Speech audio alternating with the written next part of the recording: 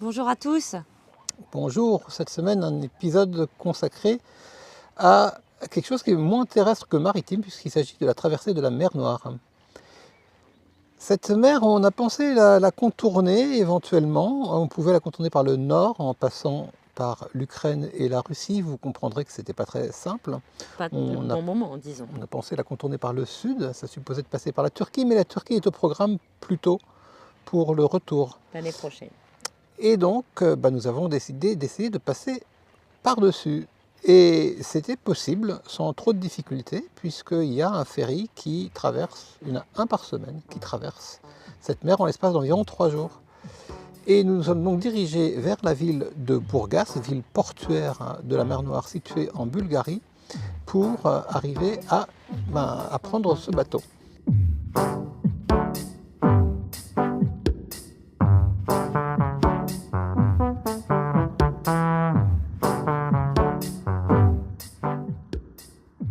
Les environs de la ville de Burgas ne sont pas forcément très séduisants. Il y a quelques stations balnéaires un petit peu, alors ou bien un petit peu tristes, ou bien en construction. Donc on a un petit peu cette atmosphère de terrain vague qu'on trouve, il faut le dire, un peu partout dans les Balkans.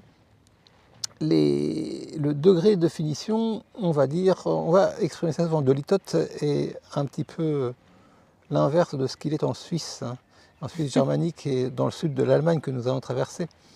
Bref, tout est un petit peu, semble un petit peu à l'abandon. Il y a des projets qui sortent de terre, mais qui semblent, voilà, faute de financement peut-être, qui s'arrêtent en cours de route ou qui restent isolés. Donc au moins autour de Burgas, la côte n'est pas très avenante et le port de Burgas lui-même, alors on n'a pas vu grand-chose du port de Burgas, on a été pris plutôt dans des formalités. Et il faut savoir que le ferry que nous allons prendre, c'est un ferry, alors je ne sais pas comment il faut l'appeler, est-ce que c'est un ferryboat, est-ce que c'est un ro-ro? En fait, on est quelque part entre les deux, on est sur un bateau qui est un transporteur de véhicules, il donne la priorité aux poids lourds. En fait, il donne la priorité tout simplement parce que c'est ça qui se trouve en fait être les clients de la compagnie maritime. On a pratiquement que des poids lourds. À bord du bateau, on va le voir, on n'a pas de voyageurs comme nous. On était absolument les seuls à avoir un véhicule de voyage et nous étions simplement nous-mêmes et un seul autre voyageur véritablement au sens en l'occurrence il s'agissait d'un voyageur sac à dos, mais tous les autres passagers qui étaient avec nous étaient des routiers tout simplement et sur le pont on ne trouvait que des transports internationaux routiers de tout type. On a eu des camions qui portaient des containers, des camions qui portaient des marchandises variées et même des vaches. Quelques vaches nous ont accompagnés. Il y avait plus de vaches en fait que d'êtres humains sur le bateau lorsque nous avons fait la traversée. Donc logiquement, la structure du bateau, c'est une structure qui donne l'avantage aux marchandises. Les marchandises, ce sont les véhicules roulants, donc il y a des ponts. Il y a tout simplement des ponts. Il y a 2 ponts principaux qui sont chargés de véhicules de tout type, principalement des camions, on l'a dit, parfois très gros. Et puis au-dessus de ces ponts, il y a une sorte de coursive qui mène à des escaliers métalliques pour descendre sur les ponts d'un côté et de l'autre aux quartiers d'habitation. Ces quartiers d'habitation, pour nous, se résumaient à un seul pont où on trouvait autour d'une grande salle rectangulaire qui servait à prendre les repas, quelques petites cabines disséminées, une vingtaine de cabines, on va dire, autour de ces quartiers centraux. Alors finalement, on s'est très vite habitué à cette géométrie assez simple et puis on a parcouru inlassablement les couloirs qui nous permettaient d'aller sur le pont parce qu'on avait quand même le droit d'aller sur le pont extérieur pour prendre l'air, pour fumer et pour contempler notre Oscar que nous voyions très bien puisqu'il était sur un pont extérieur et donc exposé aux éléments. En l'occurrence, il a fait plutôt beau, on a eu un petit peu de pluie, mais rien de très méchant. Et c'était agréable de pouvoir surveiller que tout allait bien avec Oscar. On n'avait aucun problème de sécurité parce que on sent que le bateau n'était occupé que par des gens de confiance et des habitués. Et par contre, on ne pouvait pas, contrairement à ce qui nous était arrivé notamment au bout de la carretera austral, dans les fjords du Chili, on ne pouvait pas, nous, aller vers Oscar pour s'y réfugier, prendre des repas ou tout simplement y dormir. pour dormir, nous avions une cabine. Alors il y a eu un petit quiproquo quand on est arrivé. Oui, Manu m'avait fait un petit cadeau, il nous avait réservé une cabine privée. Donc ça c'était sympa. Et Normalement les cabines sont composées de 4 couchettes. de 4 couchettes, mais comme on savait qu'il y avait essentiellement des routiers, je me disais bon quand même. Donc on est allé s'enregistrer et la dame nous a donné la clé. On s'est dirigé vers notre cabine Privée, privée. supposément. Et quelle ne fut pas notre surprise de voir qu'elle était ouverte et que là, il y avait un jeune homme. On a été tellement surpris qu'on lui a dit « Mais en gros, qu'est-ce que tu fais là ?» Alors c'est vrai qu'on l'avait croisé sur le port, c'était un voyageur avec un sac à dos.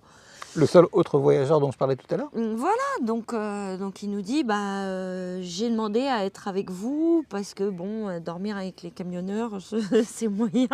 Les camionneurs de l'Est, donc russes et ukrainiens, donc ils picolent pas mal. Donc on lui dit oui, mais nous on a réservé une cabine privée, donc on va aller quand même demander. On a demandé à la dame qui faisait l'enregistrement, qui a passé à Yanis un savon en lui disant qu'il s'était un peu incrusté. Et puis en fait, elle me regarde et elle me dit pauvre gars, pauvre garçon. Et je me dis mais mince, enfin dans quoi on va le jeter dans la gueule du loup. Donc rapidement on a dit écoutez, c'est pas grave, on va partager notre cabine. Et en fait on est très contents parce qu'on a passé 3 jours avec Yanis et on s'est très très bien entendu. Et c'était très confortable puisqu'on avait notre salle de bain et nos toilettes privées.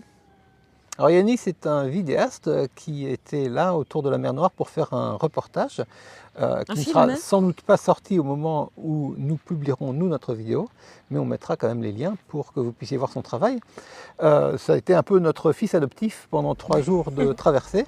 Et puis il n'y avait pas grand chose à faire. Alors moi j'aime bien ces atmosphères de bateau où justement on est privé presque de toute sollicitation extérieure.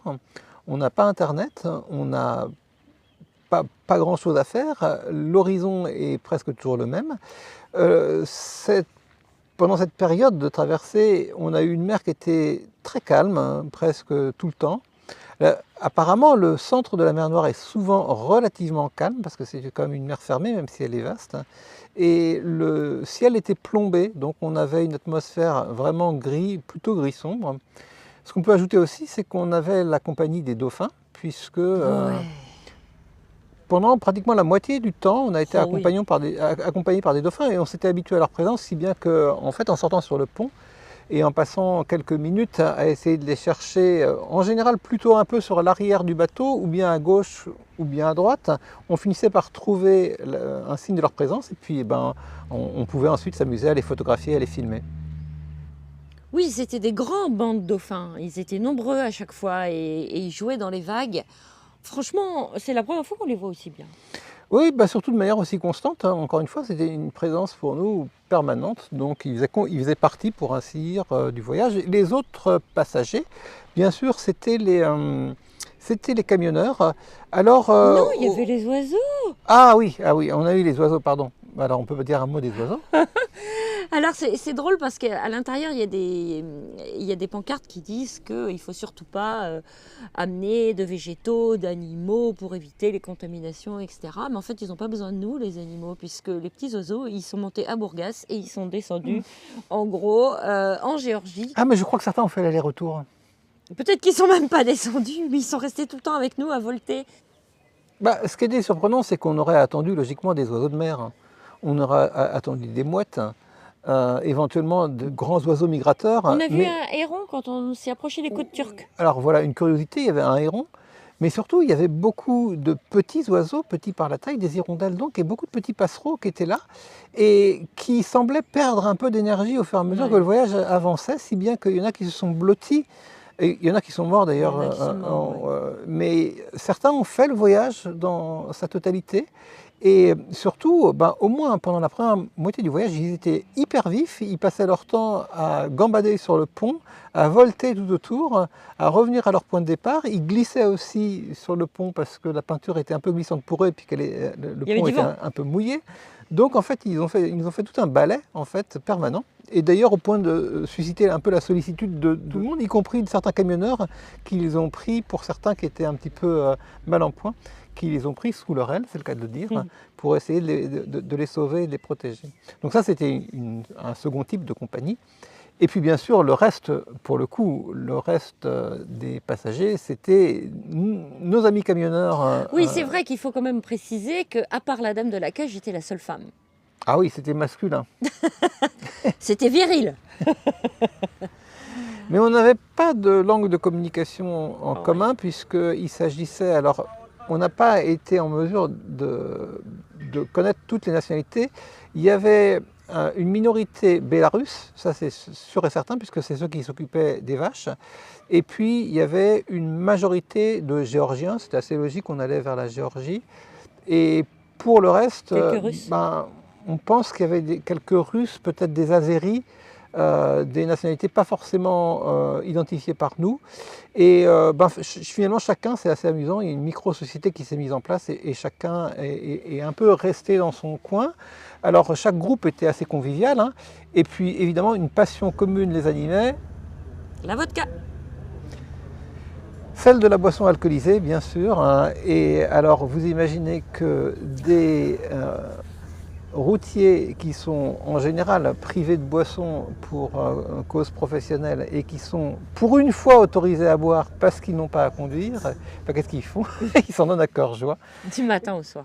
Et là, on a assisté à une sorte de concours informel de boissons qui était quand même assez spectaculaire. Et on peut témoigner que, conformément aux stéréotypes, ils tiennent remarquablement bien l'alcool parce qu'il n'y a pas eu de débordement. Non, il y a eu quelques plateaux renversés parce qu'ils avaient du mal à atteindre leur table. Ah oui, ils étaient atteints un peu dans leur sens de l'équilibre, mais pas tant dans leur jovialité. Et... Non, mais c'était très bien, effectivement, ils n'étaient pas malades, ils n'étaient pas violents, ils étaient plutôt gais, donc c'était rigolo. Et on a assisté à une Pâque orthodoxe parce qu'on a traversé au moment de la Pâque orthodoxe et il y a une tradition géorgienne qui consiste à dresser une table à minuit et à ce moment-là, un grand banquet festif et très arrosé est dressé. Et on a assisté donc à une sorte de cérémonie où il s'agit de trinquer de manière en succession des dizaines de fois. Et il y a un maître de cérémonie qui se doit d'une part de très bien tenir l'alcool, mais de veiller à ce que tout se passe bien. C'est-à-dire que l'alcool est vraiment convivial, hein, et en principe non violent.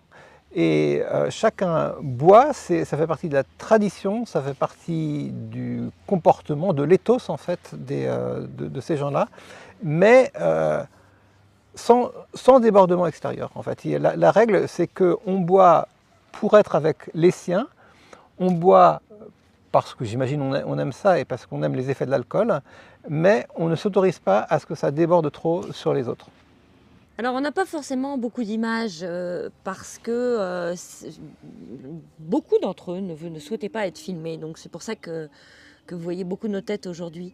Même Yanis avait demandé une autorisation pour filmer, pour faire son film, et il avait quelquefois du mal à filmer les gens. Il avait une autorisation officielle de la part du commandant de bord, enfin de la compagnie, mais pas vraiment des passagers. Donc, par exemple, le repas de Pâques, j'ai pas pu le filmer. Non, on le regrette un peu parce que pour nous, c'est un souvenir assez vivace. Donc, quelque chose quand même de notoire, c'était l'heure des repas. Ah oui, c'est vrai. Alors, les repas sont servis à heure fixe. Ils étaient modérément copieux, mais ils étaient assez bons par rapport à ce qu'on aurait pu attendre ou craindre.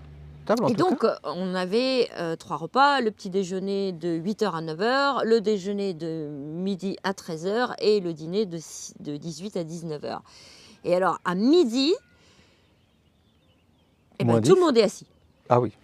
C'est-à-dire qu'à midi moins le quart, il y en a qui commencent à tourner autour du buffet et à midi moins 5, ils ouvrent et Une queue se forme. une queue se forme. Nous, on passait en dernier parce qu'on n'en avait pas grand-chose à faire et puis on n'avait pas faim parce qu'on n'avait quand même pas beaucoup d'activités sur ce bateau. Mais les camionneurs, eux, ils avaient très faim. Et on se rend compte à quel point la nourriture est importante sur un bateau. Et, Et aussi dans ces pays-là, quand même. Oui, on ne peut pas dire que ce soit forcément très raffiné, mais c'est important, c'est psychologiquement important. On va dire que c'est aussi un moment de commensalité, c'est-à-dire que les gens mangent en général ensemble, et enfin les groupes se constituent autour du repas. Et donc là, on a eu cette scansion du temps vraiment par les repas qui a été particulièrement nette et même comique en fait à observer, puisqu'on voyait ces grands gaillards être presque tout penauds à la queue leu-leu pour pas rater l'heure de ne serait-ce que d'une minute, quoi. Donc c'était vraiment très amusant. Et puis voilà, donc le trajet s'est déroulé ainsi. Le bateau semblait avancer à une... On a eu le droit d'aller visiter la cabine de pilotage. Oui. C'est un privilège qui nous a été accordé. Mais je pense que c'était aussi parce que Yanis avait demandé les autorisations de filmer le bateau. Et du coup, la dame nous a dit, mais si vous voulez, vous pouvez venir. Donc ça nous a fait une petite distraction. On a eu ce petit privilège, on a été très bien reçus par le commandant. On a été très bien reçus, il était très très gentil et il parlait anglais. Donc on n'a pas eu le droit de filmer les instruments à proprement parler qu'il utilisait pour naviguer. Mais on a eu le droit de se promener dans cette immense cabine de pilotage. Je crois que c'est ce qu'on appelle le château, en fait, ou le haut du château. Qui est très large. Donc il y a le poste de pilotage qui est au milieu et de chaque côté c'est complètement symétrique, c'est la même chose à droite et à gauche avec les mêmes instruments. Et puis le bateau filait à une allure, nous semble-t-il, assez réduite. Je pense qu'ils font plutôt des économies de carburant, ils pourraient aller sans doute un peu plus vite. Mais le temps donc s'est un peu arrêté pour nous et puis le bateau est arrivé parfaitement à l'heure prévue.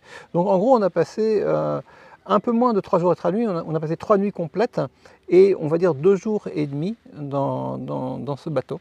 Et on est enfin arrivé à destination. On a eu aussi d'ailleurs, je sais pas, on a été un peu privilégié à la sortie, on est passé un peu devant tout le monde parce qu'on avait des passeports qui étaient inhabituels pour eux. Et finalement la descente s'est effectuée en très bon ordre et on s'est retrouvé projeté dans un autre pays cette fois qu'on allait découvrir. Et pour nous le voyage commençait vraiment à ce moment-là puisqu'on était arrivé en Géorgie au port de Batumi. Et à partir de là, on s'est empressé de commencer notre route vers la capitale Tbilissi et ça, on vous racontera la semaine prochaine. On vous souhaite une bonne semaine et à très bientôt. Bye bye.